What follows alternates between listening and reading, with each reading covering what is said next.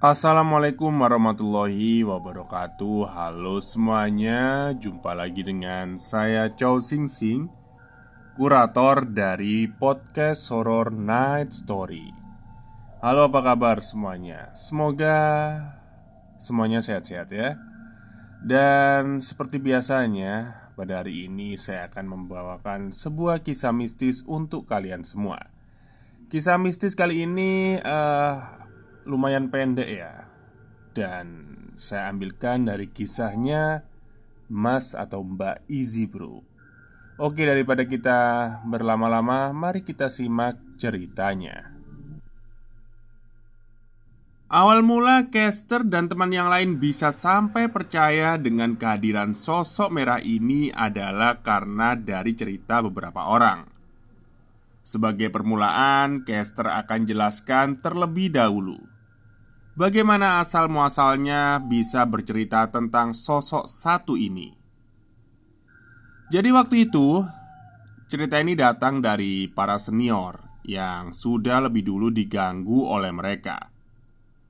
Hal ini mereka rasakan sendiri dan banyak juga saksi mata yang menyaksikannya. Kejadian pertama adalah saat nobar Piala Dunia 2010.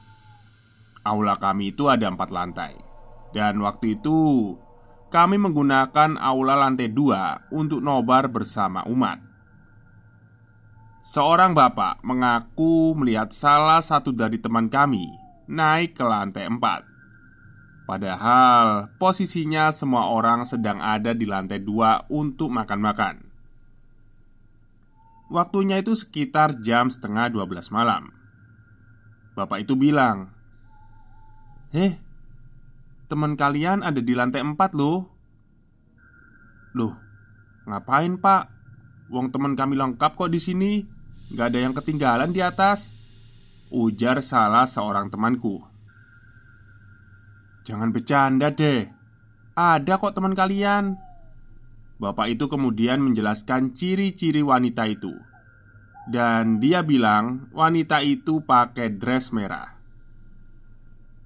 "Gini aja om, bukannya saya kurang ajar, tapi mana ada sih cewek udah lewat jam setengah 12 malam mau nobar pakai dress," kata seorang temanku. Semua orang di situ pun diam sesaat. Kemudian melanjutkan kembali aktivitas sampai nobar selesai. Penuturan kedua didapatkan dari seorang abang senior kami yang ternyata anak Indihome. Waktu dia dibawa ke aula kami untuk santai bareng, dia menjelaskan kalau lift barang di aula kami itu merupakan tempat, dalam tanda kutip ya, si merah naik turun ke semua lantai. Entah apa maksudnya, mau ngelawak atau gimana ya, tapi kejadian itu membuat kami merinding. Kalian pernah bikin ulah aneh ya di sini? Atau pernah nyinggung seseorang gak? Tiba-tiba abang itu bertanya pada kami yang duduk bersama dia. Belum sempat kami menjawab, abang itu kemudian bilang, "Dari pertama kita masuk ke sini, kita udah diliatin terus sama dia." "Dia siapa bang?" tanya seniorku yang lain.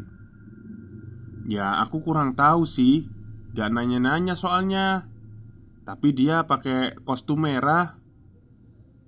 Seketika mendengar perkataan abang itu, kami semua langsung diam.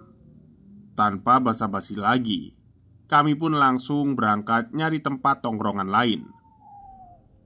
Kejadian ketiga dialami sendiri oleh kedua orang teman Caster saat perayaan pesta ulang tahun senior kami. Ya namanya juga waktu itu masih jiwa muda ya, bergejolak. Terjadilah pembulian terhadap senior. Kita panggil saja Babang. Kami ikat Babang ini di sebuah tiang, kemudian kami lempari dengan telur, tepung, dan air comberan. Saat dilepas, kami pun berhamburan dan bersembunyi ke sana kemari. Nah, pengalaman seramnya ini terjadi pada 3 orang teman Caster. 3 orang teman Caster ini bersembunyi di ruang lantai 2 Ya, yang bisa dibilang tempat itu adalah tempat favoritnya si Merah.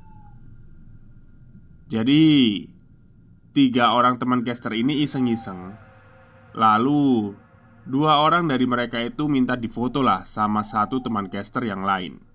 Setelah foto mereka ngeliat hasilnya dan ternyata ada sosok lain di foto itu. Menurut penggambaran dari 3 orang teman caster tadi, sosok ini adalah si Merah yang berdiri di samping 2 orang teman caster yang lagi difoto. Sosoknya tinggi, kurang lebih 2 meteran. Wajahnya sih nggak terlihat jelas, hanya seperti siluet. Namun jari-jarinya itu panjang, dihiasi dengan kuku yang panjang pula. Dan seperti kebanyakan cerita umum yang pernah caster dengar, saat mau melihat sendiri fotonya, HP teman caster besok paginya rusak. Setelah itu, mitos tentang si Merah semakin gencar di kalangan kumpulan kami. Satu penuturan terakhir dari seorang anak yang sama sekali nggak tahu tentang cerita ini. Caster ulangi, sama sekali dia nggak tahu tentang keberadaan si Merah. Sebut saja namanya Anton. Anton ini sedang duduk santuy di kursi panjang yang jauh dari aula. Di seberang tempat duduk Anton ini ada tangga menuju lantai 2 ke sebuah ruangan. Kondisinya Anton ini sedang duduk sendirian. Menurut penuturan Anton, waktu itu sekitar jam setengah 10 malam.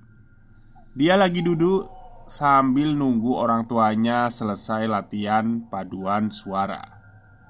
Pas lagi santai duduk, dia ngelihat sosok perempuan di lantai 2 di seberang tempatnya duduk. Perempuan itu perlahan turun tanpa menapak di tangga. Lalu setelah sampai di bawah, dia langsung berbelok menuju belakang tangga. Karena di belakang tangga itu ada sebuah lorong, Anton yang tidak perlu memastikan 2 kali dengan apa yang dilihatnya langsung pergi dari situ. Dan satu lagi perkataan Anton yang membuat kami merinding adalah Anton bilang kalau sosok itu memakai sejenis gaun merah. Selesai. Baik, itulah cerita singkat ya, sangat singkat dari Nick Friday. Jadi memang cerita-cerita kayak gini tuh banyak sekali kita dengar ya. Jadi merinding ya dengarnya ya. Baik, mungkin itu saja cerita pendek kali ini. Semoga kalian semua suka. Wassalamualaikum warahmatullahi wabarakatuh.